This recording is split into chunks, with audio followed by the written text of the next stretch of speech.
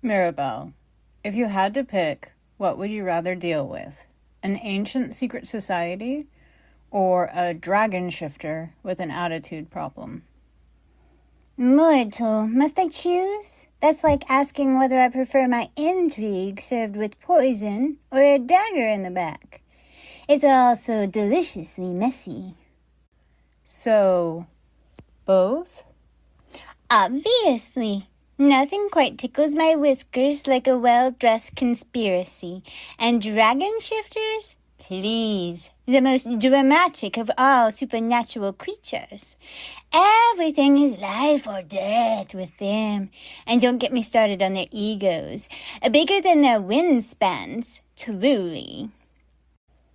But that's precisely why we adore them, isn't it?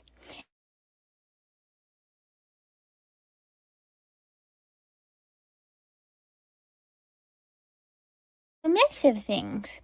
And when you throw in secret societies, hidden agendas, forbidden love, well, mortal, that's a recipe for something positively scandalous.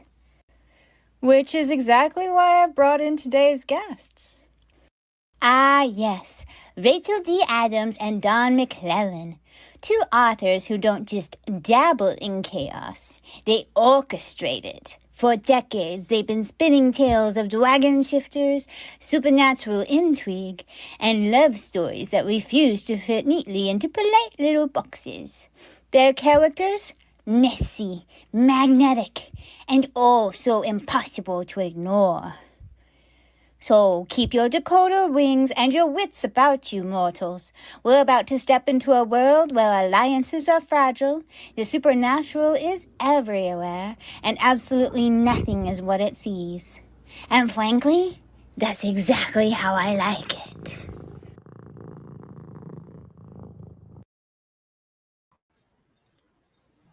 Hello, everybody, and welcome to episode 7 of Aether and Ink. I'm your host, Penelope Hartley, and joining me today is author of the Dragon Tasker series, Rachel Adams. Hello, Rachel.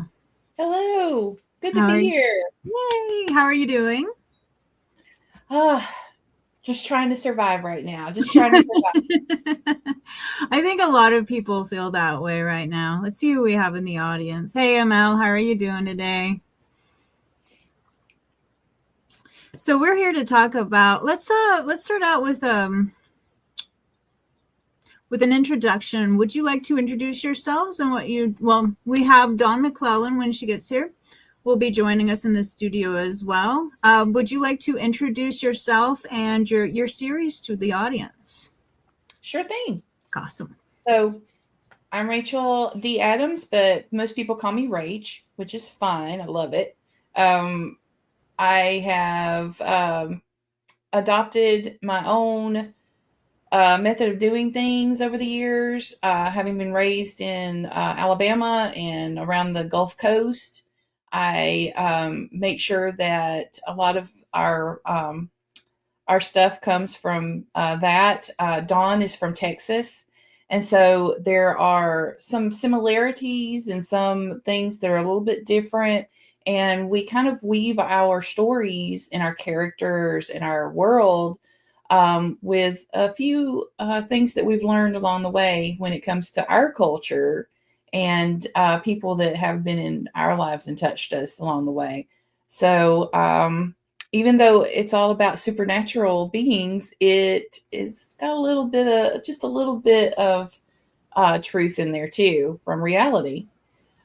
We are writing right now the Dragon Tasker series, which is basically the story of a dragon shifter who is working for the very society that is out to get him, hiding in plain sight as a special operative for that governing body.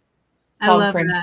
So I'm going to interrupt you just a second because it looks like Dawn has joined us in the studio. So let me also bring on the stage the other half of the Rach and Dawn duo, which is Dawn McClellan. Welcome, Dawn. Hello. Sorry, I look horrible, but we got a little. Whoops. We are having some technical difficulties today, Jezebel. So If anybody at home sees us freeze, that's why. There you are. Hello. Hi. Uh-oh. So she had me go ahead and kind of do an introduction. So if you wanted to do a quick one too, you can. Sure. Dawn McClellan. I'm the other half of the writing duo. I'm from Texas, and we've been writing together for about 20 years. So we've had some fun. I do a full-time job and are writing on the side, so I'm a busy girl. Sounds great. Absolutely. Well, welcome to you both for coming on, and thank you for coming on Aether and Ink. Why don't we go ahead and just dive into the questions? I've got 10 questions lined up, which I gave them in advance because I don't want anybody to be surprised. And I was really, really fascinated when I was looking through their website about the kind of the world that they've built. And like you said, you spent 20 years building that world, probably, and the characters that are in it, and that you leaned into non-conventional, non-traditional relationships and intrigue. And it just sounds like a very fabulously fascinating world that you've built.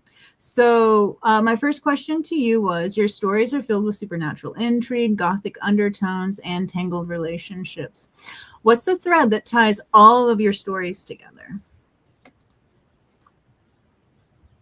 I think that the threads are the two. Well, there are actually three characters in particular, 3 or 4 characters in particular that are together. But the dragon, I think, actually is connected even to those, even though they're from different worlds. So it's kind of like everybody is connected somehow to Cineas, and beyond that, then they wind up becoming friends or allies, because the dragon is just such a flirt and such a pain in the butt. So Yay. So you were telling me before the show started, you have 2 series that take place in the same universe, and 5 books out now, and 10 in total planned. Is that correct? You are busy ladies, ambitious, busy ladies, but you're already halfway there, it sounds like. So in those, it takes place in the same world, and you've got the dragon. Is he does he flip between different stories, different series, or does he take place mostly in the Dragon Tasker, I presume? I would say him and a couple of the other ones are pretty much in all of them. So Okay. in both the prequel series and this initial series. So Right on. Cool. So I gotta ask, like, since you brought him up, what's he like? Tell me about this hiding in plain sight. Like, is he just like that deliciously like clever, and or did he accidentally fall into this role and find out later that he was the thing that they were hunting? No, he knew that they were hunting him. But it's a matter of, I think that, and part of it is kind of left vague, but I think that most of the time, Cineas just finds himself reacting to the world around him, reacting to everything that's happening. And he winds up dragging other people in with him into the adventures with him. And he's stuck in this situation because he runs. And he doesn't face things as easily. He'll face things for other people, but it's like he doesn't get the connection of, maybe I should stop and face things also for myself. And that would help out everybody else along the way. So I have to backtrack later. It's kind of a real world problem of, it's so easy to give advice, but it's so difficult to take it. Yeah, absolutely. I think a lot of people can relate to that. You were saying in your introduction, and I'm sorry, the video caught out, but you were saying, yes, you have urban fantasy and you have elements of the supernatural, but there were, and I believe you were saying something about elements of your lives and your experiences, and that were the underpainting, if you will, of the world itself. Is that right? Yeah, some of the settings, especially. Mm-hmm. Yeah, and I think that our characters are sometimes based on a little bit of us and then Mm-hmm. people that we know. So we Mm-hmm. kind of mix it and create our characters. So, How many characters do you have in total? oh my God. Okay. I lost count. So many. When you've been writing as long as you have, I imagine that the total is getting into the hundreds, if not more, at that It point. is. Yeah. We've got a lot going on as far as the future stories are concerned. We've even started a companion series that are serials because You start because writing fan fiction for your fiction. right, Yep, exactly. that happens. So what draws both of you into this world? Personally, like, what is it that, if this was a real place, what would be like one of the first things you would go visit, or one of the first people that you would want to track down and have questions for, or just want to have a beer with? Probably Devin for me. Yeah, I was gonna say I think Devin, the liking Devin, because he's kind of laid back, but he's connected to everything and everyone on both sides. Oh, So is he playing both sides? Is he the secret agent? Is he? No, he's not a secret agent. He does end up with one of the positions in the area, but he kind of helps out with whatever they need help with, because he's an alpha, so he has his connections, and they kind of use that along with other things. So yeah, I think that would be the one. So is He's he a the one who ground has? for the main character. He sounds like the guy to go to when you have like all of the questions that you want to. So what's he like? What's he look like? What's he do? Well, I'm just trying to imagine. I'm trying to put myself into the world so I can hang out there. Like, well, he was actually born in Orthia, our other world, and he is the of course he's royalty because he's an alpha and he's one of the higher ups, but he doesn't play that role very well. Well, it's not that he doesn't play it very well. He doesn't put himself in that position all the time. He doesn't play better than anybody else. So he's got the Southern accent, and he does that a lot.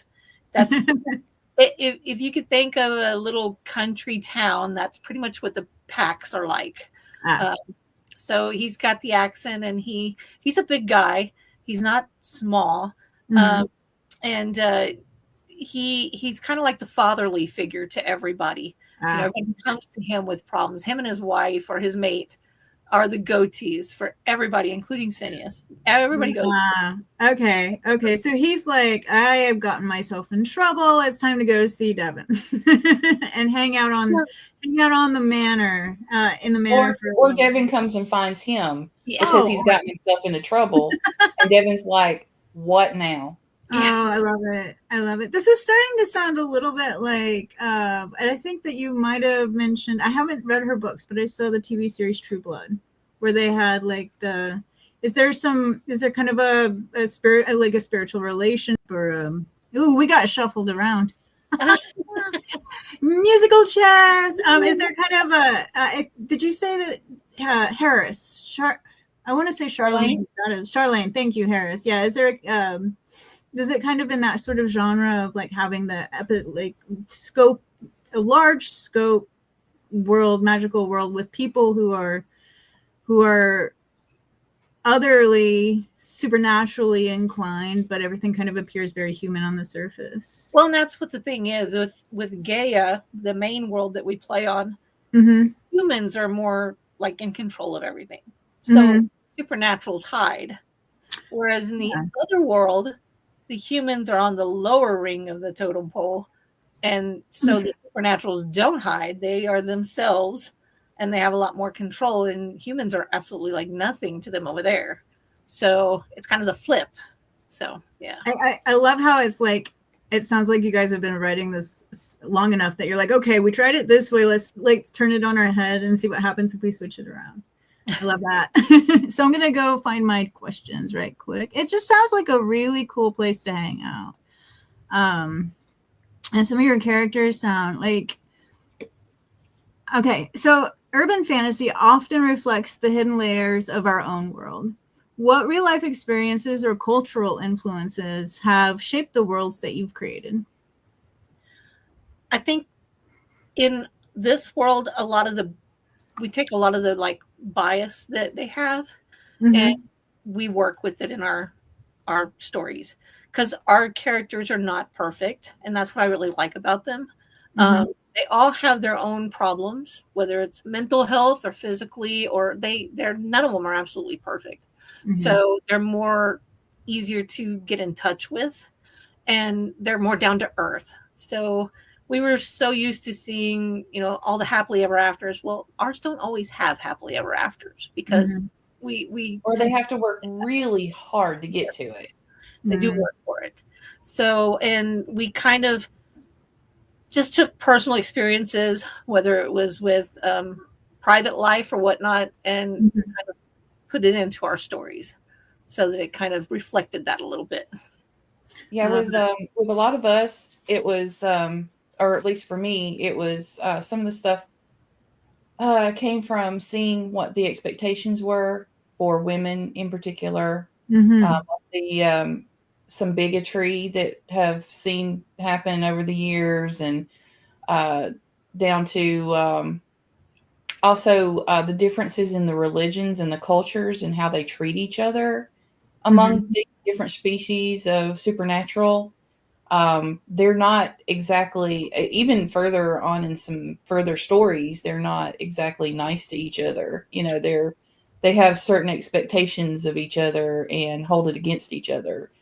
So they're generalizing with each other, about each other, and it's a lot of stuff, a lot of baggage to overcome for them. So it's kind of relatable in a way to learning about different people and different cultures in a world. They have to go through that too in here. Even the most patient and the person that everybody goes to, Devin, has natural biases for certain people or certain situations that he has to overcome, and then he has to drag the pack along with him. Who will willingly follow, right? Well, No. not necessarily, because they have like their elders. So I look at it like the dragons and the vampires are very open, whether it's the way they conduct themselves privately, they're very open, except for they have to hide who they are. But as far as what they do, they're not closed, or, they don't accept anything, like kind of that thing. But the pack is a little more traditional. So they don't like to veer outside their traditions. And so they have to change that a lot as they go along. So they face a lot of those conflicts. I see. So it sounds like, if you've been writing it over the last 20 years, the American society has gone through some really some challenges, faced some challenges and some darker truths about itself in terms of getting along with each other, whether it be racism or issues for gender or things like that. So I think that it's interesting that you guys have used your books as a way to reflect on these issues, but probably also as well, and you said that you took a very realistic viewpoint of your characters. Like, you don't always give them happy endings, and if you do, they have to earn it. Right. So I'm wondering to what degree that that reflection of the society something that you would like to see. Do you resolve the problems that you see with society, or the challenges that society faces within your stories, or do you at least confront them, or is it more like you just, because they exist, your society is reflected in that, and it doesn't necessarily change the way? No, I think that we kind of work them through it and show how we give, not so much as a resolution, because sometimes you just don't have that 100% resolution. You have this problem and suddenly it's fixed. We don't have that. So we do show where, like, some of them, we've gone through depression, we've gone through assault, and have them go through therapy. I mean, we go through this with them. So Mm-hmm. it's, of course, as we know personally, it's not something where you, okay, well, I went through therapy and I'm good now. I don't ever have to deal with that ever again. Yeah. So they're good for a long time, and something will happen, and it just like a trigger. So Mm-hmm. we do go through those kind of things. And I think that it reflects how our society in some ways should work through things, but Mm-hmm. they don't. And it would probably be a little better if they did, but Yeah. that's how we look at it. I see a lot of fantasy authors, especially who are concerned about the politics of writing, which has come up a lot recently, and interested in seeing a better future or a better way of doing things. And a lot of fantasy writers have a very unique opportunity because they can talk about things indirectly. So, Right. so I think that it's interesting to see how you guys have dealt with that. And it sounds like you have just a very rich, very almost like, I feel like I could walk in and I'd be like, I'm the historian. I have enough to start writing a history of this place. And because I have a background in history, which is why I said that. Not my choice, but well, I mean, obviously it was my choice, but I decided not to do that, and I decided to write instead. But like, I feel like I would start like cataloging the history if I were to step into your world, because there's so much going on. And I think that the cool thing about fantasy is that people not necessarily go out to make changes in society, but even to like make a difference in a reader's life with the way that challenges are presented, or at least give them the opportunity to find a character that resonates with them. Right. And that's what we look for, is to make sure that we have a plethora of characters. Because of that, we like to touch, and we like to have that interaction, and where you might not interact with one character, another might hit home on all bases, and yet another one might just hit with some bases. You're like, okay, I can kind of touch with that one, but I really resonate with this one more. So we don't just stick with one flat kind of character all the way across, and that's why. Yeah, it sounds like, well, if you're doing something that populated, that approaching it from the point of view of like, we want to have several different all the varieties of personalities and social backgrounds and things like that represented, which leads me into my next question. So your stories feature a broad spectrum of relationships, LGBTQ+, polyamorous, and beyond. Why is it important for you to explore diverse love stories in your writing? Because I don't think they're given enough credit. Everybody has, I mean, it's not everybody, but a good majority of our people fit somewhere in there. There's not always that just common law, male, female, this is how it is, straight across the board. So we wanted to make sure that it didn't feel that way in our stories too, that it wasn't just that straight cookie cutter romance. Here you go. It's, black and white. We liked to resonate with all of them because we've had that in our lives somewhere. Yeah. And that's another thing. It's like growing up in the South, a lot of times people just overlook that, but people of all of these different backgrounds are everywhere. And we saw it. We sometimes were part of the situations, and I'm like, why not have characters that are a reflection of reality? They each have different ways about them. The dragons tend to be open with their relationships. They're so long-lived. They're very flirtatious and polyamorous, and so it takes a lot for them to decide on one person. And then you've got the like she was talking about before. They're more traditional. You will see them just into pair bonds, and then you've got vampires who are also they can be polyamorous. They're kind of in between. They're like very monogamous, but at the same time they tend to also like have more than one chosen. So and kinky, I imagine the vampires are very kinky. That's just what I want them to be, though. They I don't know, it's like some of our we've kind of peppered the spectrum on kink and things like that, dom situations, especially when it comes to instinctual the instinctual drives and stuff of the different creatures. Oh yeah. What they were being. Some of them are surprising. Some of them actually will flip your brain because you're expecting one thing and you wind up with something else. So is that intentional? Or is that a matter of the character taking over the narrative? The one I'm thinking about is the character took over the narrative, but I think that it's sometimes we plan them out that way. Don't get it wrong. Sometimes we do plan it out, right? But other times we just kind of like the characters kind of lead us how they're going to go. So it's like with I think an example would be Alex and Arkin. That's more planned out that way. That's who they are. And then we have some like Largos and Dante who are a very different dynamic that was a surprise for us, that we were just like, oh, okay, this is what's going to happen now. We need to make sure that we go backward and make sure that that's exactly what happens the whole time. Yeah.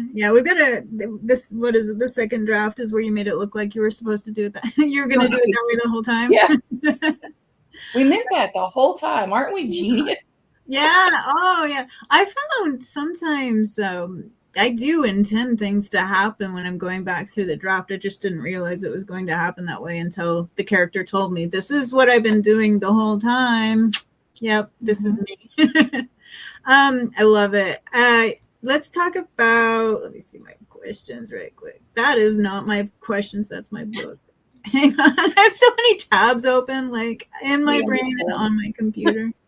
Okay, so this is about writing together and your collaboration. So you guys have been writing together for about 20 years. I want to ask briefly how your writing relationship started, and then how has your collaboration evolved over time, and what makes your writing partnership work? We actually started in Yahoo groups. We met online and wow. started writing together in a Yahoo group, like an RPG kind of a group, where it was you tag and then you have to wait for the next person to respond and then you can answer, and this is back and forth. Wow. And then we went on to the messenger groups and or something like that. Yeah. And then we found that we liked writing together, and we worked a lot better together just writing on our own, and it's our way to kind of escape reality in a way, because we never actually intended to publish. So we would do this. Wait. I'm sorry. I just got a quick question. So you guys have been writing together for 20 years. When did you first start publishing? Just a couple years. Not until 2021. So wow. So you guys have been working on this without the eyes of the publishing, going through that process of, I've got to write to this particular readership. You guys have just been doing it for fun the whole time. Just doing it for fun. Oh my gosh, I love that. Okay, sorry, go ahead. We were compared to Laurel K. Hamilton, and at the time, I'd never even read Laurel K. Hamilton. Neither have I. So I was like, oh, okay, let me look that up. Yeah, I'm about to. And so we started writing on tablets, our pads then, so we could co-write. So I could actually see when she was writing, and then she could actually see what I was writing. So we went through several different programs of that, and we finally, I think we're on the one we've been on for the past 5 years, 6 years that we've been using it. So you guys write like this, right? The same way you started out, basically, which was call and answer. Yeah. Oh, that's cool. Put a question mark for me to answer, and then she'll go on, and then I'll go back and answer that, and then she'll go back and see, oh, maybe I need to change my response, or do I need to add after she added? So okay. It's a lot of collaboration. I too was there at the beginning of the internet, and I remember the chat rooms where you'd post a question and then you'd wait. And then when ICQ came out, it was such a game changer. And now we just talk on the television all together in the same room. But that's really, so that's a really cool writing style. Like, I think that writing is such a solitary endeavor for most writers that it's interesting to see how that works for collaborations. So how is the way that you've written over the span of your relationship, has it settled on the way you're doing it now? Way back. What about the stories that you've told? Has it always been this world, these characters? No. No, We've written another like fanfic deals. That's actually how we started meeting, is because we were writing in fanfic groups. Oh, okay. What were you writing? We were doing we had an X-Men group that we wrote in, and I love the X-Men. Yeah, we did an X-Men, we did a DC Marvel, and then we had a sci-fi one that was kind of like Firefly. So yeah. We mixed Marvel and Firefly, basically. Nice. I love that. That's so great. I came in I was on the poetry side of the internet and the early 2000s. So I never did, like, fan fiction is something that I've just been made aware of this year because I was writing poetry, which is a whole different creature. And so I'm very fascinated to go back and learn all of these people who are writing like fan fictions about, like you said, X-Men. I'm sure everything. Firefly, I'm sure, was huge because it was such a beloved. And it was before. I'm surprised we didn't do a Buffy because our partners that we had a lot of the groups with, he loved Buffy. So I'm surprised we didn't do that, but we never got to it. Yeah. I'm getting so nostalgic. Like, oh yes, that was such a good time in television. I can imagine. Before we knew everything that was going on in the background. Right. Like, the problems. There's so many. I know. It's just there's so many people that in the last 5 years that things have been kind of, the skeletons are coming out of the closet. And I think that I don't let that cheapen my experience of the stories, because as a historian, don't meet your heroes because most of them have skeletons in their closet. So I learned to disassociate one thing from the other, and I don't want my joy to ever be tainted by the creator. So I still love Firefly. I still love Buffy the Vampire Slayer. I'm not going to dislove it because of that, but the characters were fantastic. I mean, it doesn't cheapen the experience for me at all. I'm just like, I'm a little bit upset that now it feels like meeting your childhood hero and finding out like they kick puppies. You know what I mean? And it's like, on the one hand, everybody's human and we put a lot of expectations on behavior, but these are bad behaviors that needed to be addressed. So I'm going to get off my soapbox. Yeah, the whole Neil Gaiman, Joss Whedon. It's slippery. Be careful. It is. I'm trying to back away, but with the Neil Gaiman, everything's getting canceled for him now. And it's just like, I feel bad for the people that were involved in those stories and who from the viewership side and from the actors. And I don't even know if Good Omens is going to make it, and it's upsetting that they can't, because they've given him, because it's his stories and he's built a brand around himself. If that gets tainted, it poisons the whole thing. So, I really would have liked to. I haven't seen Sandman yet, but I want to, and I'll probably still watch it. But anyway, a moment of silence for all of the stuff that I liked that turned out the directors were just, But in the 90s, it was great. and there was a lot of, and the stories that I'm hearing that you're interested in doing were the kind of stories that were, they were breaking social barriers with characters that were not the conventional male, female, hero heroine that defied those kind of conventions, and that really kind of that trend goes back as early as, well, I mean, there's always been unconventional heroines, there's always been unconventional characters and stories, but I think that the 90s, just because of that's my age, that's when it galvanized for me and made me realize that I don't need to necessarily fit myself into the polite little box that makes everybody else comfortable. Right. And I think that those are the stories that we all kind of got that out of it. And I think that it shifted society a little bit. It's absolutely Gabriel's story Mhm. that's in the books. He was raised not to get out of that little box. Okay. And now Yeah. he has to. He was from like a socialite, or he is from a socialite family. So his family has all the money and the power, but he feels he has to fit this certain profile, this certain figure in the limelight. So he carries on and conducts himself in one way when it's in public, and then on the backside to himself, it's completely different. So he struggles with that, I'm sure. Yes.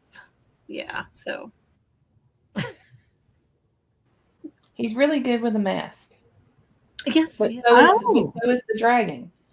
So it takes Gabriel pointing that out. That representation too, of the persona manifested in the idea of a mask. Mm-hmm. Okay, so I'm going to ask you guys about publishing right quick. So you had mentioned that you worked together for years writing stories independent of any expectation of publishing. And then I think that you mentioned your husband's pushed you into pursuing independent publishing. So what was the turning point for you? How did you take that? What was the chain of events or the chain of thoughts that took you from writing for fun to sharing your work with other people? I went to Gen Con, and we were going through a lot of the writing tracks, and one of the authors there that wrote fantasy, he came up there and just absolutely blew our minds away, because he's traditionally published, and we were like, okay, he's going to talk about publishing regular, because the track had no indication of what he was about to do. He comes up there and he actually got on a board and he put down all the pros and cons of traditional publishing and all the pros and cons that he had just found through independent publishing. This was the very beginning of indie publishing. It was never a thing before. And basically he and his wife had written a book together. They couldn't get it published through his publisher. So they published it themselves, and he wrote down everything that they did. And he's like, it's now traditionally published, but I'm not making as much money off of it as I did. So that got me started, but I was still like, I don't have anything to, and then James and I were in a Barnes and Noble, and I was getting I felt like he was upset with me, because I was spending so much time, with Dawn, and we were writing so much. And he's like, I'm not mad that you're writing. I'm angry because your books are not on these shelves. Well, that's what started it on my side. So I mentioned it to Dawn. Right. What can we do? Who said? And then that's when her story picks up too. Her hubby had the same thing. Oh, really? Yeah, my husband was like, it's not, it's not my cup of tea to read that stuff. He's like, but if you're doing it and you're doing it all the time and you're writing forever and it's good, he's like, I know it's good. So why aren't you putting it out there? And I said, I'm not that brave. So let's just be honest. And I still tend to stay in the shadows a lot. So she's making me come out more. Oh, I have come into the light. Yes. So I have a question. So I know that just because we do have writers who watch this podcast, going from you're very you feel like just having talked to you for like a week or so, but I feel like you've accomplished a lot in terms of how you go about publishing and how you go about promoting yourselves. So what was for Rach, was it the moment when your husband was like, where's your books? And for Dawn, was it the moment when Rach was like, come on, we're going? Or was there what was your process like from going from we're just having fun to, okay, well, let's get our books on the shelves? Well, I think for Rach, it was that where her husband finally, just kind of gave You were her just like, all right, I'm down. Let's do it. And then for me, I think the final was, I think when I was on a girl trip with her, actually. Aw. Her and her friends, they take these girl trips. And mind you, we've been doing this for 20 years, had never met in person. Never. What? Wait, what? Yeah. Oh my gosh. I flew to Georgia and spent a week with them on a girls trip, and she was talking to me the whole time about it. So she's like, I think it would be a really good thing. And well, you and my husband, I mean, between the two of them, and then James on her side, it was just kind of that nudge, come on, do it. We're never going to know unless we try. Don't forget the scene. So the other two girls are bored with us at this point. They're like, okay, y'all have fun. So here we are sitting in a mountain cabin with the new Interview with a Vampire playing in front of us, but we've got it muted because we are so engaged with ideas for our books. Yeah. So that's, and the thing is, like, I love Anne Rice was a big factor, the way she writes her books. We have kind of carried on with our companion series the same way, Cool. Every vampire has its own book, even though the main series is about Lestat. All the vampires get each get a book. So that's what we were like, we could do that. We could do that. I love that. I am a huge fan of Anne Rice's books. I think I read up to I think I got up to Armand's book, and I was like, I got like saturated at that point, and I need to catch the new series. But I just love that image of like Anne Rice's like television production, which I hear is very good, like playing in the background while you two are bantering back and forth about how you can. I love that. Is it in a cabin in the mountains? I'm like, you couldn't have written a better scene for that. Like, this is the moment where we decided, okay, we're gonna put it out there for people to read. What was some of your considerations for that? Like, was it just like you didn't know how to do it because you didn't know how to publish independently, or was it like you mentioned, and I feel this way too, Dawn, like getting yourself out there? Not always fun. and I work a full-time job, and I was at that time I was taking care of family members, working my full-time job. I have my grandkids. I have a busy. And so I was like, I was honest with her. I was like, it sounds great, but I just do not have the time to put all this together. So did that fall on your shoulders, Rachel, and you dove in? Basically, I had. Are you a Virgo? I've been profession hopping since I was in college, and nice. I get that. So at this point in time, I had. I think I had just been working side gigs and handling websites and things like that for a while, and I was like, okay, well, I've got the availability, and if I want to be serious about this. I went ahead and I took a course, Publish and Thrive, from Sarah Cannon. And I took also because I have ADHD, I took her time management course too at the same time. I was like, might as well do both, and the hubs was like, okay, if you're going to be serious about this, go for it. And it takes you step by step on how to publish your books, what to make sure that you've got as far as marketing is concerned, all of this stuff. Can I stop you right quick? I'm sorry, is this a course that's still available? Yeah, actually, I'm going to drop it in the comments right quick in case anybody wants to check it out. Publish and Thrive. Thrive. And who was the instructor?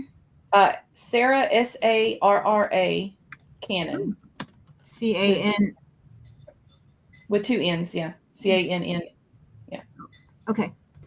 All right, cool. I'm sorry. Go ahead. So you took both of these courses, which takes you step by step through the process. I didn't even think about looking for a course. I just started like checking out internet videos. Well, and winging it. This was another suggestion from James. He was like, "Hey, I've seen this on, and she seems legit."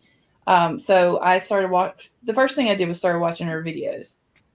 Something about her kind of resonated with me as far as like our backgrounds are concerned, from childhood upward and stuff. And so I was like, okay, well, I think I like her. I think I can do this.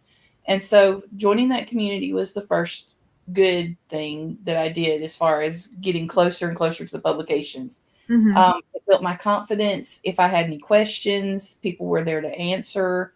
If I had questions about what should I use, what are other people using, that got me started. Then it trickled from there. I started going to different author tuber groups and finding out what they were doing, finding out what the new trends are, finding out what we wanted to do, because we already had our characters. We already had our relationships. You know, it's not like we were writing to market. So what does everybody else do? You know, what if you've got something like this, what do you do?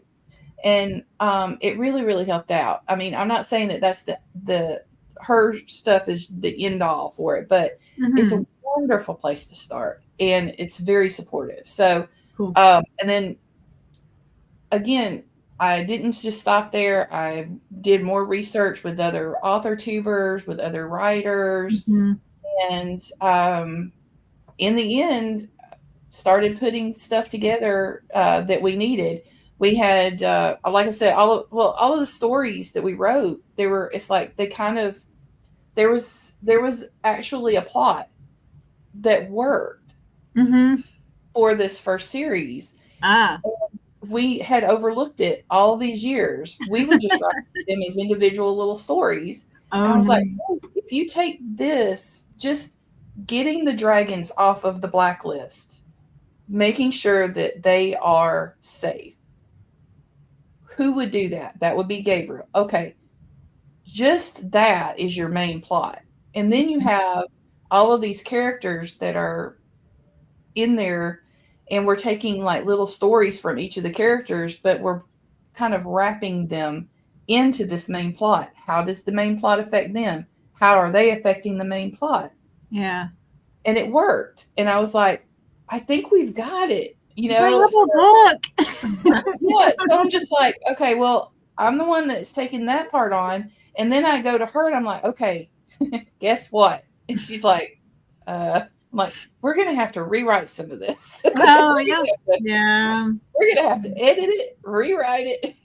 Nice. And we're going to have to share it, which was, I think, a big leap for both of us, because we were really, both of us, kind of scared about sharing something that we've done over 20 years and never. Well, it's like a 20-year secret at that point, isn't it? That you've been between yourselves, and you're like, okay, well, let's put it on display at Barnes and Noble and see what happens.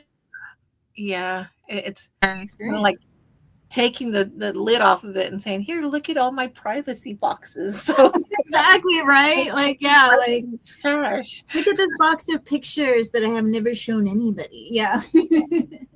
We at the time come from a very conservative place, and so it's kind of like when I was working for specific companies over this time frame before, I wouldn't have been able to post some of the stuff that I post now. You know, like I would need a pen name.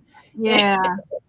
And so I believe because I felt that way about my life up to about 5 years ago, because I just worked in traditional jobs. I was a professor. I was banker, teller for a while. And I did a lot of career hopping myself. But there's just this there's this freedom that comes from not having to be responsible to anybody else when you get to be sincerely yourself on the page. So I totally vibe with that. I have one of our audience members has a question for you. Because you did not start writing together for the purpose of publishing, did it make working together easier? And do you think it would have been harder to write together if you were going to publish? That's a great question, ML. Thank you for asking that. What do you think? I think that if we had started out initially at the very beginning when we first met each other, it would have been harder. If we knew we were doing this to strictly publish, it would have been harder because we didn't know each other the way we do now. Like now we have this trust just from doing this little side writing where, you know, we weren't expecting to share it with anybody, that we could say, okay, well, I'm going to leave this and I'll come back and finish this response when I get a chance. But then she's able to go behind me, or I'm able to go behind her and say, oh, I know what they were thinking with this. Let me finish this little line, or let me correct this scene because I know what she was wanting to do here. She just didn't word it right, or she missed this part. Let me tweak it a little bit. Whereas I think if we had started out just strictly wanting to publish together, we wouldn't have had that trust with each other, and it would have started a lot of conflict because it's kind of like you writing a paper and then submitting it, but then somebody coming behind you and saying, oh no, I know what you wanted to do, and correcting all this on your paper. Knowing you know. Oh yeah. And a friend that you've known forever comes back and says, hey, look, I know you put this in, but you needed to fix this or this, and so I did this. It's not so bad. You're like, oh, okay, well, let me see what they did, and you know. That makes sense. Yeah. So and then if we get it wrong, we're not afraid of looking at each other and going, oh, okay, now I understand what you were doing. Just strike all of that, whatever, get rid of that. Right. And, or let me capture that because it did sound good. Maybe I'll use it somewhere else. Right. Because writers who don't write with ego, what? Right. Yeah, we correct each other. We're not afraid to correct each other because we know that, okay, I know she's wanting to do it right. We're just doing it for the writing, so we're not taking it as a personal attack on what we do. So right, since we were doing it for fun, then there wasn't a lot of pressure at the time. We were just doing it as a hobby, sometimes as a cathartic method of getting rid of stress. So it actually played out very well for us when it comes to that. I think it's a very you guys, I don't think I've heard of anybody writing for 20 years for funsies and then just deciding to publish later. I think that it's a really interesting approach to writing, because I don't think that there's so many expectations that you didn't have on yourselves. Right. And I think that's something that a lot of new writers have that expectation. I'm going to write this and I'm going to publish it. And I don't think that's been your experience to have that kind of eye on your work. So do you feel like a lot of authors get so rigid with what they think that they absolutely have to do that they give themselves burnout? And I think that that's really sad. I think ours was more like a therapeutic thing to begin with. So we didn't have that, oh my God, people are going to be looking at this. But then it's kind of like you hear people say, well, I wrote these journals for years and then I put a memoir together using my journals. So for us, this is kind of like that. Well, we wrote these all these years, not expecting anybody to read them. Now we're kind of putting it together for people to read or enjoy too. So yeah, I love that. So there's been studies done on the benefits of privacy, because we're in an increasingly society where we increasingly are losing our privacy with the advent of the internet and the ability for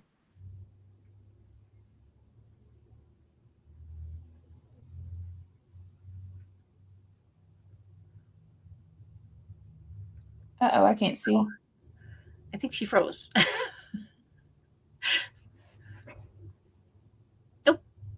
She's probably going to refresh. We've had to do that 3 times already. So yes. There you go. Okay. Yeah. Okay, great. So yeah. So privacy studies in terms of creativity say that I was watching this video, and I'm just going to try to reference that right quick. So there was this guy who was giving, I think it was a TED Talk about privacy, and he was talking about this this series of videos he saw on, I think it was back when Vines was happening or pre-TikTok. And it was people who would like be videoing somebody who didn't know they were being watched, and they'd be like joking around, having a good time, or like singing or whatever, dancing. And then there's that moment when they see that the camera is on them and they freeze. Yeah. And I think that, and it's not just like the invasion of somebody interrupting you and watching you. It's also the fact that your creativity, which is a stream in itself, has been interrupted. And there's a lot of importance placed on creativity that happens in privacy. And so I think it's just really interesting that you guys had that privacy and that lack of expectation for so many years, and all of the stuff that must have come out of your therapy sessions or your writing sessions that probably you didn't think about being, but it sounds like the kind of stories that you're creating has been stories that sort of tackle human beings and relationships in the society. Like you've grown an entire world. You are goddesses of an entire world within this. I love that. I absolutely love that. Okay, sorry. I'm just like, I'm really into creative processes, if you can't tell. So I'm like, that's fascinating. I wish I could say that more like Spock. Fascinating. There we go. Get the eyebrow in there. Okay, so for readers new to your work, who is the character they absolutely need to meet? We talked about your dragon. His name was Phineas. Phineas, yes. And what makes them so unforgettable? So we talked about a couple of different characters. Is there anybody else you want to hype? Sebastian would be another one. That's a main one that's in a lot of the stuff.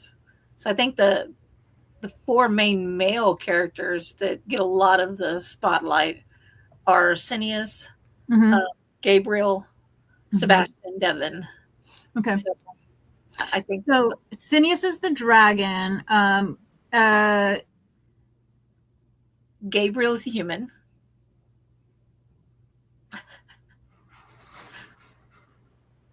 Is it a secret?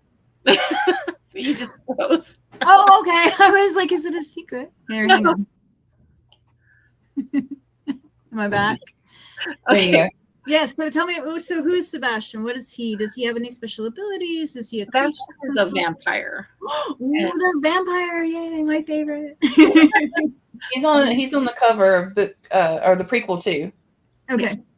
Him and Phineas have a relationship that has gone through different evolvements. Let's just put it that way, because of course they've been together for years. Yeah. Oh yeah, him. I remember him.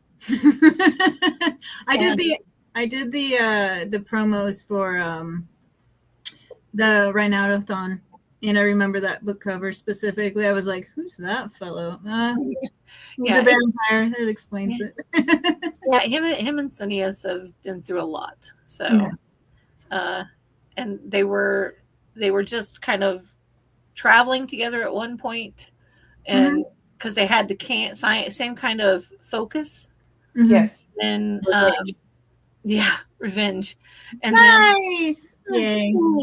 And then it evolved into an actual relationship. So they became significant others to each other. And then it evolved again. So now they're back to kind of basically being friends at this point. So a lot of people don't agree with that. So don't be surprised. I find that like, and one of the things that the challenges that you might face with readerships is like they don't always like change in their books and changing relationships. Like it always seems like it has to culminate in the one relationship you've been vying for the whole time.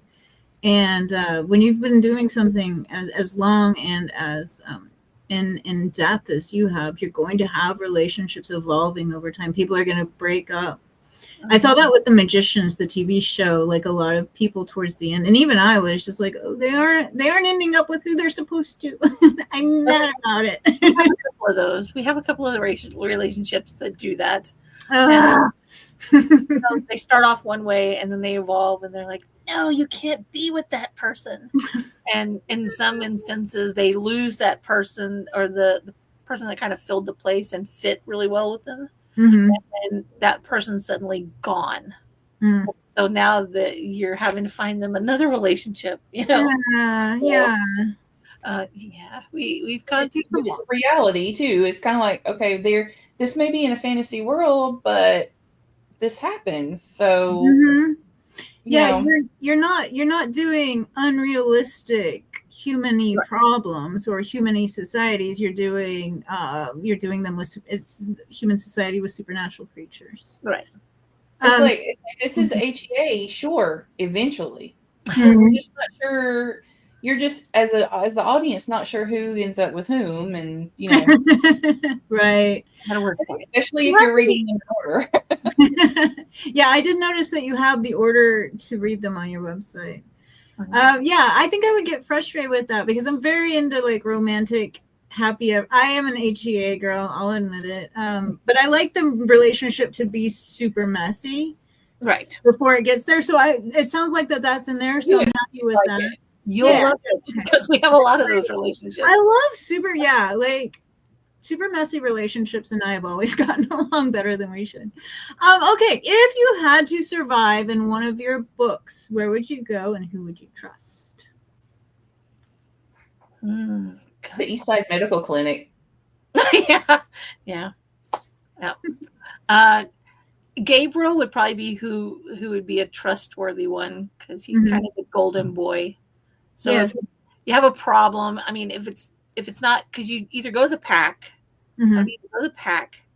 and go to Devin, or Devin or Eva. I think Eva's actually Eva.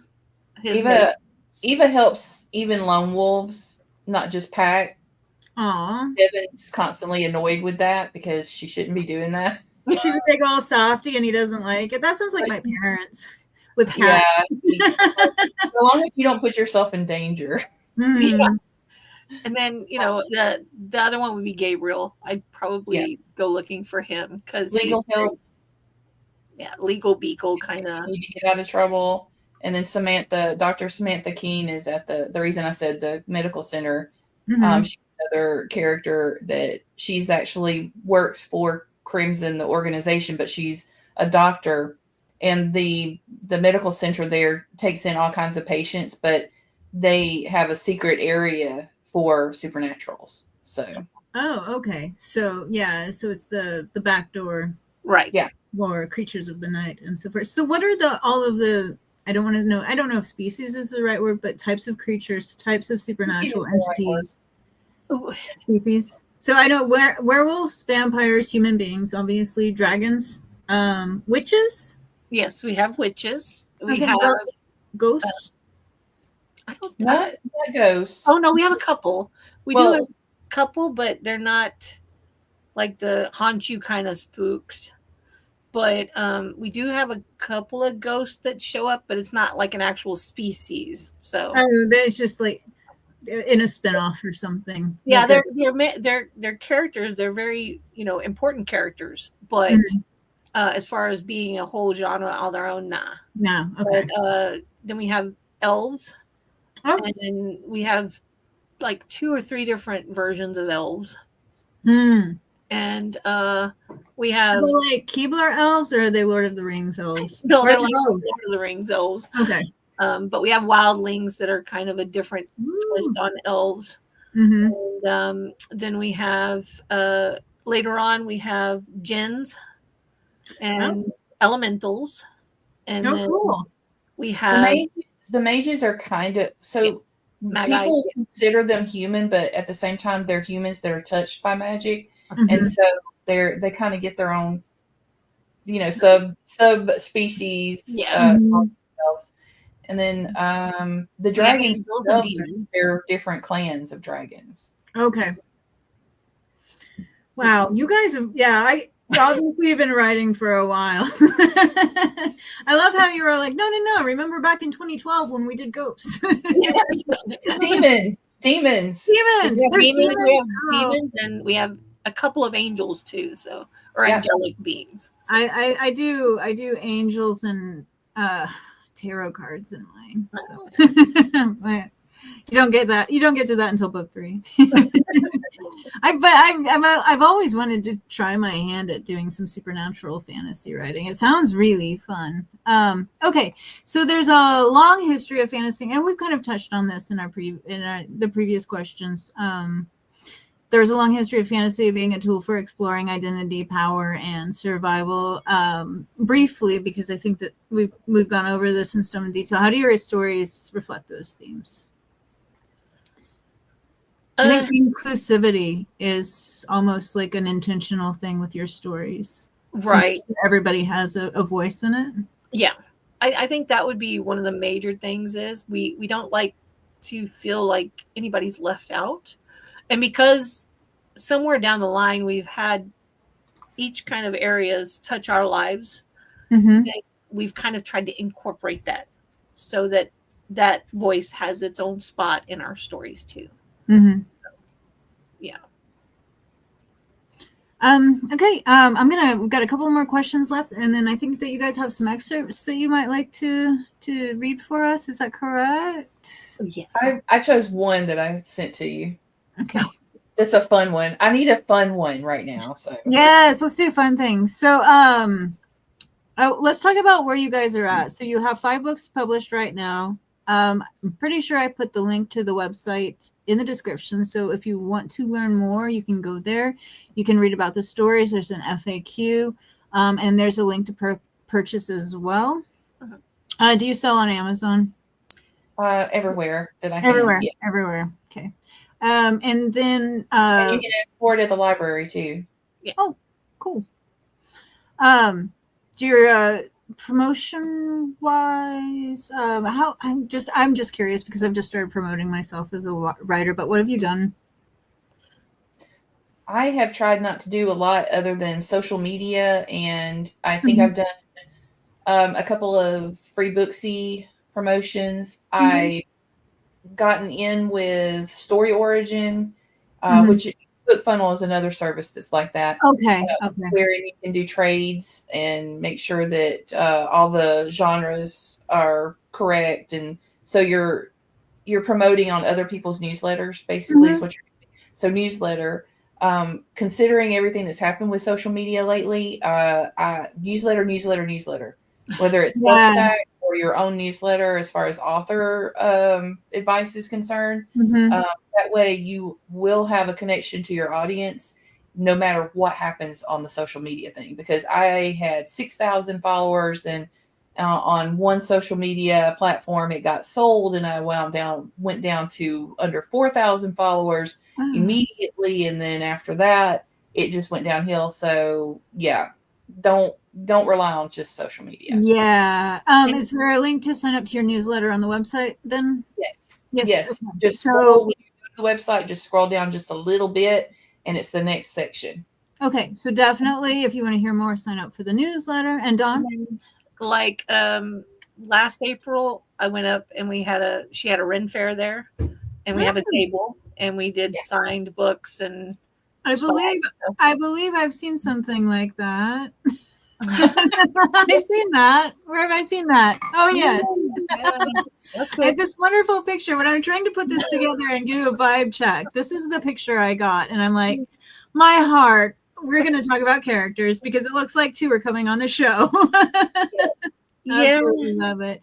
So you sold books at the Ren Fair. That's fun.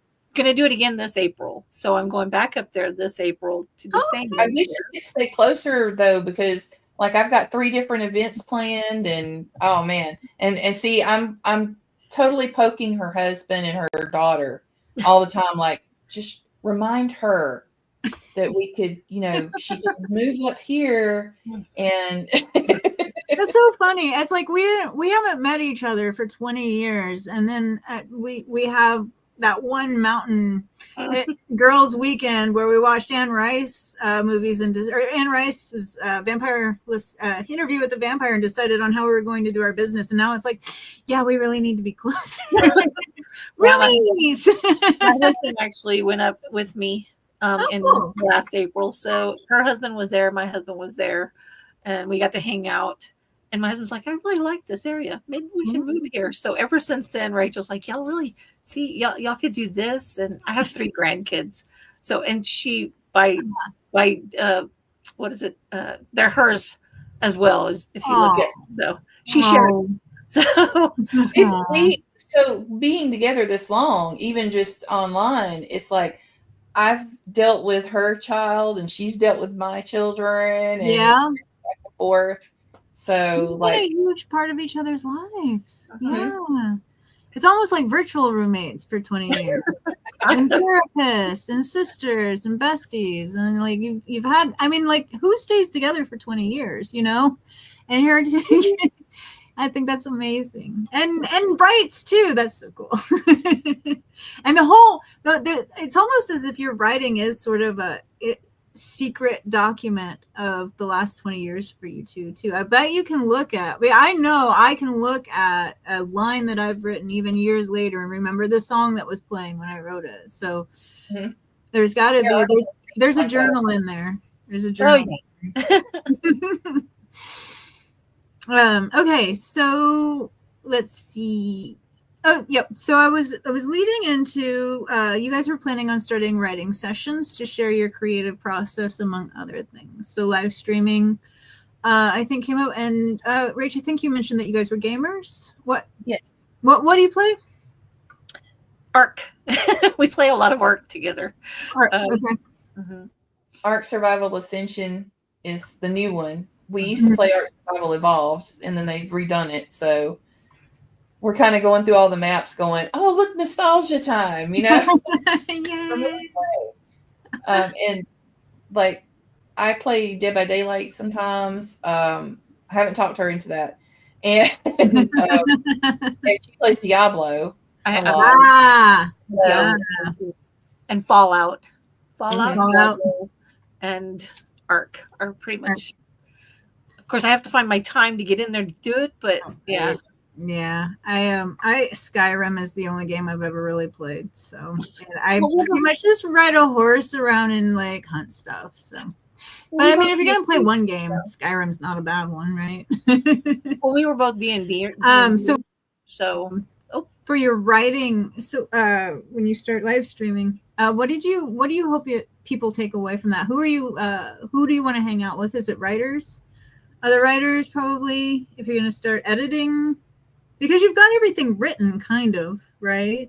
Well, we still write. You still write? Oh my God, you're still going. Okay. Yeah, we still going. We just finished a really, really sad scene this past week. So, there you go. Yeah, we do have a couple of sad scenes, and we had one this past weekend. So, no, you both of your families are like, we're sorry for your loss. My husband walks in, he's like, oh no. Yeah, sad scenes are hard. I mean, like, readers think they're emotionally destroyed by something. Be like, I'm the person who that came up with this creative. Yeah, I'm the person who did this for character development. How do you think I feel? Like even some of the villains that we've lost over the years, it's kind of like I didn't realize that was I didn't realize I was emotionally attached to that character as bad as I was. He had a point. And then we have some we're like, can we just bring them back? We miss them. So yeah. That was one of the things I always liked about Buffy, because people didn't really come back in that. And I liked the finality of that. I like it. I think it's cheating a little bit. When they come back? Yeah. I thought it was with Buffy in particular, actually. Oh, I think she froze again. 5 times. I was thinking of like all the side characters that they lost over the years, and like her mom. Oh, that was rough. Oh, that was funny. Buffy died like 3 times. You're right. In the first season, like from day one. That's good point.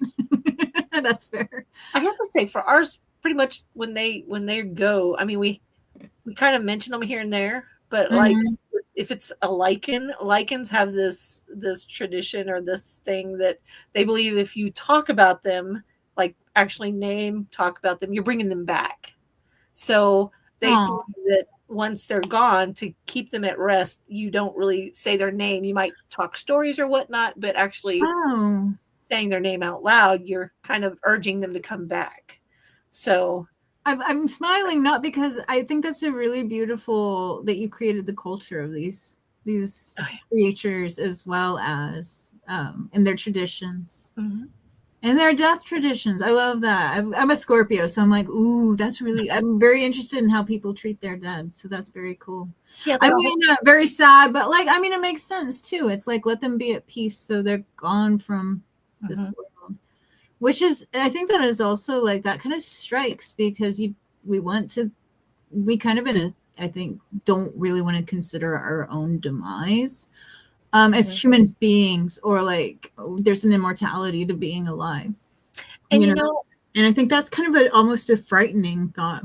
I'm experiencing a little bit like, is that bad or is that just sleepy? Because and I can say that each one of ours actually has a different way that they go about death, because like the demons have their own send-off way, but they don't believe you actually die. You kind of become more of an energy back to the realm they're in. So you don't really actually die. You just become back to that world. Just not corporal, but you're there. And then the lichen, they believe in you go to the fields, and like I said, once you're there, they don't really like to say your name and bring you back.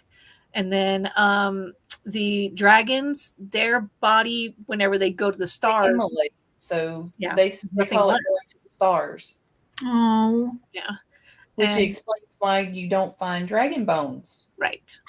Oh, I love funeral practices, and this is so fascinating. I'm like, oh my gosh, each one of them, and they're so immortal. Like it's like we're like these cute little to elves. I'm thinking of elves and like human beings being like me and my relationship with my pets. You know, it's like you're only here for a little while, and like then you're gone. I feel like elves look at us like that, like, oh, you're only here for a little while and you're gone. And then you have these creatures that have such immortality, like longevity, and live for, I assume, centuries even. And so like death must be like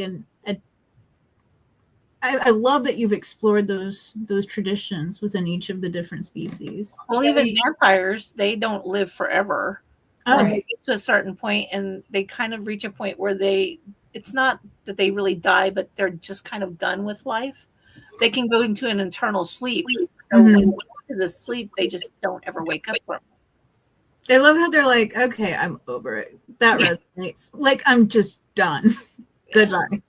Yeah. I don't know. It's just like we kind of felt it was important.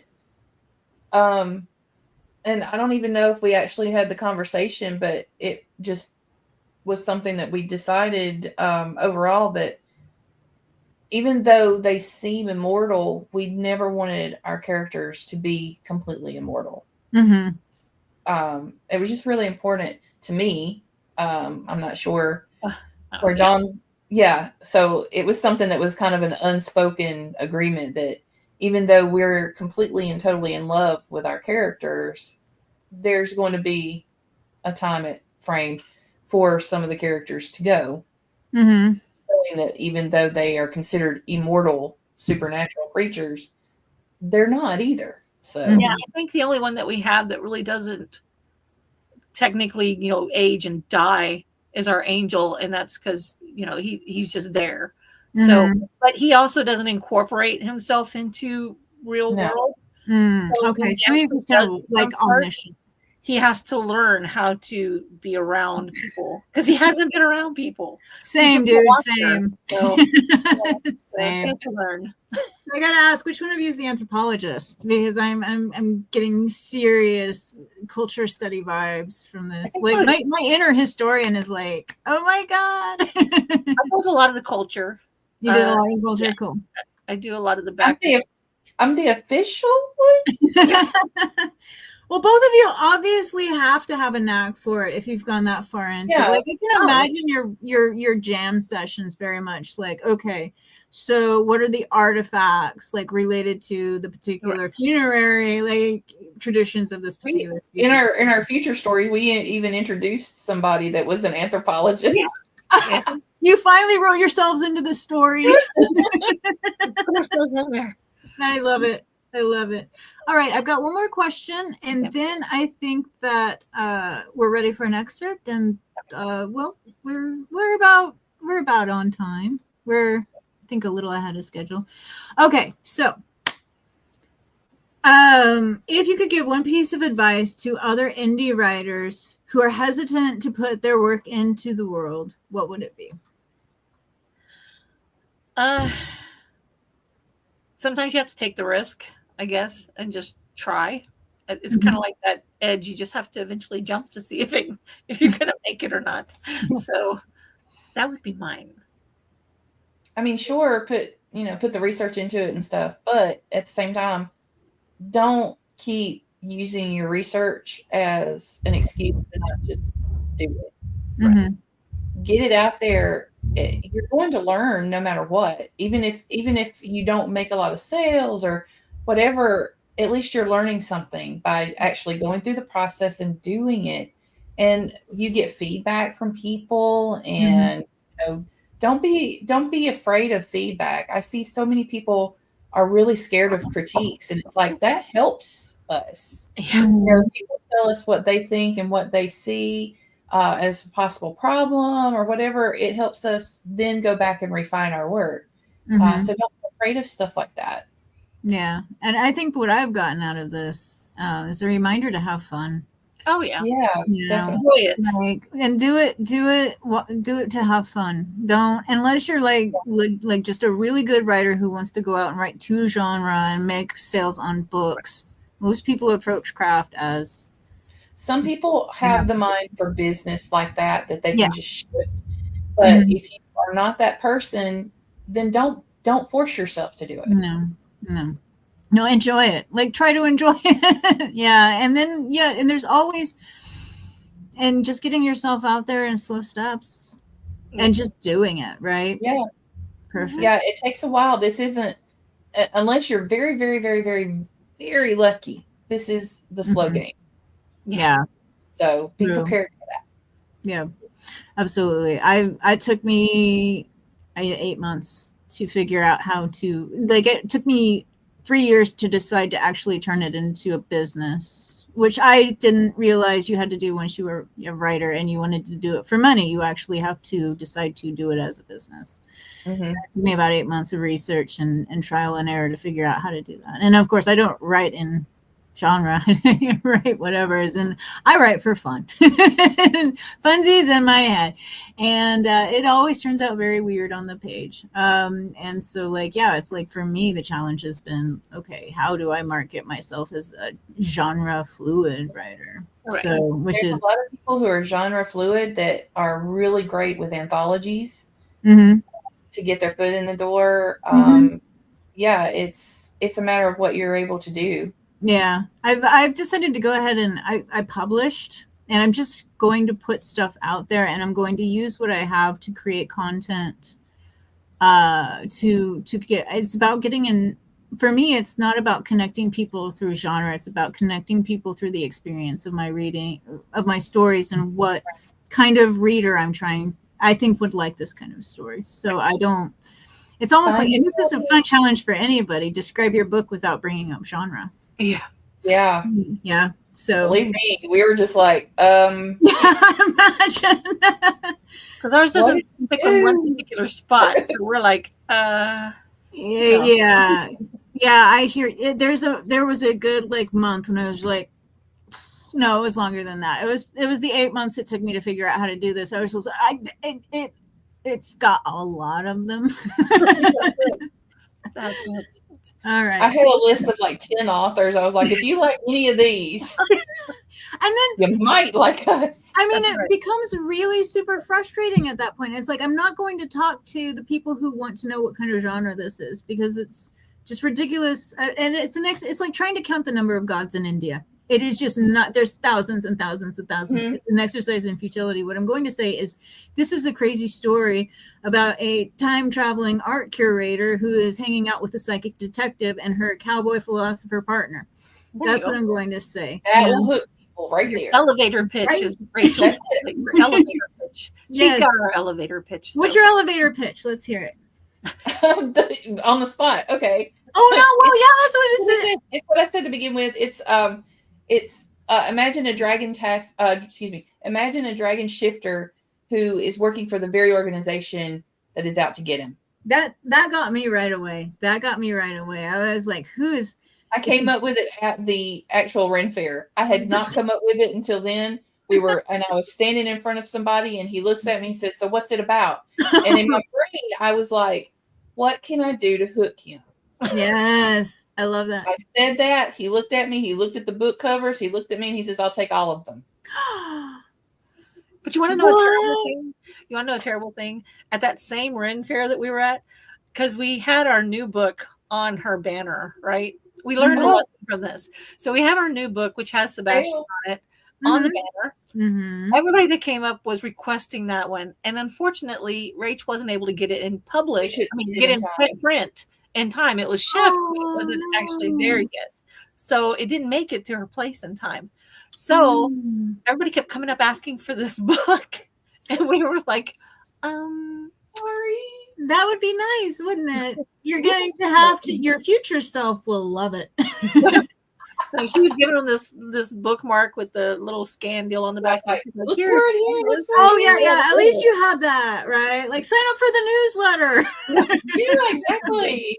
Which I am going to do right after this show, which is it should be in the description of your website. Because I want to figure out, I want to go hang out with you guys. I'm gonna pop in at one of your Ren Fairs at some point and be like, what's your book about? Come on. Yeah. Welcome everybody. I love it. Okay, excerpt time. What have you got for us? Okay. Let's pull this up. Shall I put should I put up some ambient? Like, okay, here's the first book. I've got it. Hang on. This is actually from a book that's not published yet. Oh, okay. Well, I'm going to show. You have such a pretty cover. I'm going to show everybody your cover for the first book of the Dragon Tasker series right quick, and then we're going to get an exclusive preview of an upcoming tome. Here we go. Look at that. So who am I looking at? Gabriel's behind Cineas. And Cineas. Cineas is about to cast the portal, which is a blue energy. I that's what I was thinking. Honestly, I was like, he's going somewhere with the blue energy is like, it's always portal magic. I wonder what that means in human society. I love that. So Doppelganger's Deceit, the Dragon Tasker series, #1. We are getting an exclusive preview. I'm going to bounce off of here right quick and let you guys do your thing. Okay, so let me set it up. This is called Dragon Style. It is a chapter out of our prequel novel, which is actually takes place in the 1800s. So this is a scene between Cineas the dragon and his vampire lover, Sebastian. Let me get started. Are you ready? Mm-hmm. Okay. The dragon's claws moved through the soft, moist ground and into the mud beneath. Finding the suitable spot, he really went to town kneading the soil. He hadn't enjoyed a good mudding in a long time. On the other side of the portals, the air had been so arid and heated that it damaged his skin and scales. Once he had the dark bog mud reached, the dragon just flopped over into it and rolled and rolled. He groaned and purred, forgetting how loud his dragon voice could be. There was nothing compared to the sweet, rich scent of this mud and the texture as it moved over his dry skin and between the scaling on his body. Seriously? Sebastian was a short distance away watching. Was this really necessary? You do not know how much hell you're making for me. A mud bog? For the love of. There was such a disgusted look on the vampire's face right then. I cannot believe you enjoy this. It's like watching a dog in the mud. Can you not act civilized when you need to be? But it feels so good. It's so cool and all my itches are gone. Besides, you know you love this side of me. He swished this way and that into the cool water and mud. His dark black and maroon scales were becoming brown. Then he turned over, just crawled along on his belly. When he looked at Sebastian, he had moss and leaves hanging off of his fins and spikes. The dragon was a giant muddy mess with a toothy smile. I needed that. There was a plop and a fizz before the dragon actually sunk into the bog about a foot. You are ridiculous, Cineas. Sebastian walked down the hillside to where the enormous creature was relaxing. He couldn't help but chuckle. See, that's one thing I loved about the lichen. They never had an issue with getting messy. The dragon chuckled too, but it was a reverberated, deep, almost metal-on-metal sound. Cineas had yet to talk much about his adventures and misadventures on the other side. Sebastian knew that sometimes there were nightmares involved, but then anyone who had been to war and seen the devastation of it had nightmares. The vampire smiled as he crouched down and watched his dragon make a mess of himself. I don't mind getting messy. It just depends on the mess. Sebastian was glad he had chosen a loose shirt and breeches. There was no way he would get all his good clothes filthy. Sin's eyes squinted. Don't you dare, Sebastian muttered, his eyes large. Before Sebastian could get going, the dragon's tail flung a gout of muddy water up and over the vampire. The sound of the dragon laughing filled the air. His wings flapped in joyous stance, spreading even more mud. Oh, you shit! Sebastian stood up and slung the filth from him. The look he gave Sin would tell the dragon his sex life with the vampire was probably about to be lacking for a while. Ugh, and it stinks like shit, too. This is vile, Sin, you nasty beast. Before Sin could move, Bastion lobbed a large mud ball right in the dragon's eye.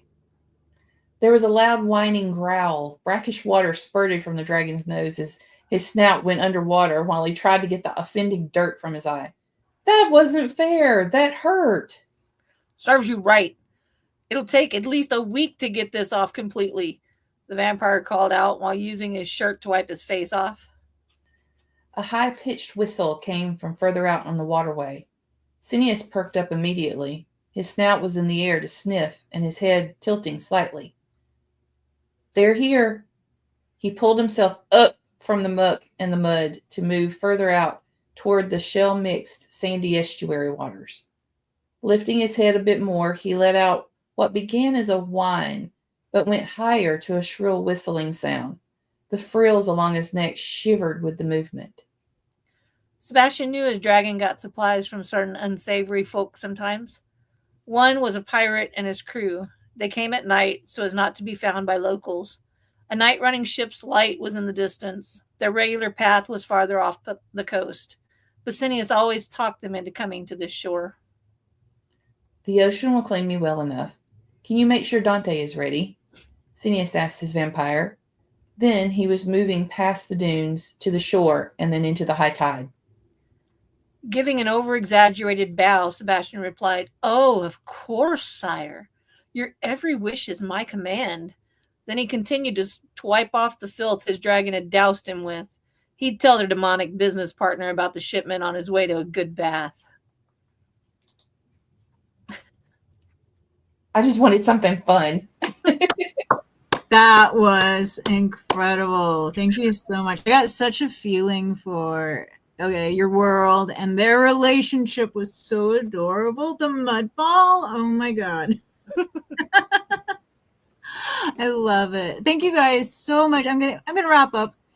Thank you guys. Unless you guys had anything else you wanted to talk about or add. Oh no, we're good. We're Thank good. you for having us. That was Thank a you. beautiful reading. Thank you so much for sharing that with us. ML. Mel's still here, and he says the vampire is such a smartass. I love him.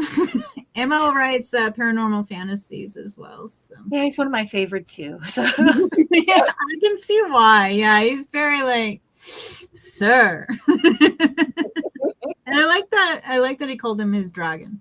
I thought that was very affectionate.